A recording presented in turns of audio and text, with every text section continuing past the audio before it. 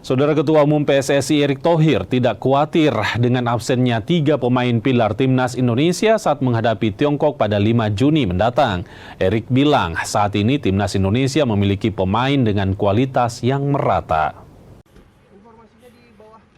Ketua Umum PSSI Erick Thohir menilai, Timnas saat ini berbeda dengan sebelumnya dari segi kualitas pemain.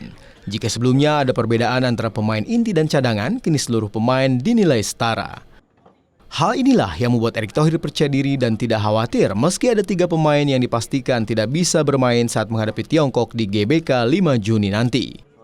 3 pemain tersebut adalah Eliano Reinders yang izin tidak bisa gabung timnas karena istrinya akan melahirkan, serta Martin Pas dan Marcelino Ferdinand yang terkena akumulasi kartu. Erick juga memasang target yang sedikit berbeda dengan pelatih Patrick Kluivert, di mana sebelumnya Patrick menargetkan 4 poin dari 2 laga melawan Tiongkok dan Jepang.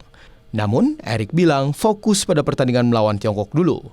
Setelah mengetahui hasil pertandingan melawan Tiongkok, baru kembali menghitung ulang target selanjutnya. Fokus dulu lawan China, karena kalau lawan China kita tidak dapat poin 3, ya saya rasa berat sekali kita untuk ke playoff. Sedangkan kita targetnya kan paling tidak ranking 3, ranking 4 supaya kita ke playoff. Gitu. Satu fokus dulu lawan China dulu aja. Saat ini, Timnas Indonesia tengah menjalani pemusatan latihan di Bali United Training Center sejak 26 Mei lalu dan akan bertolak ke Jakarta pada 1 Juni nanti untuk menjamu Tiongkok di Stadion GBK Jakarta.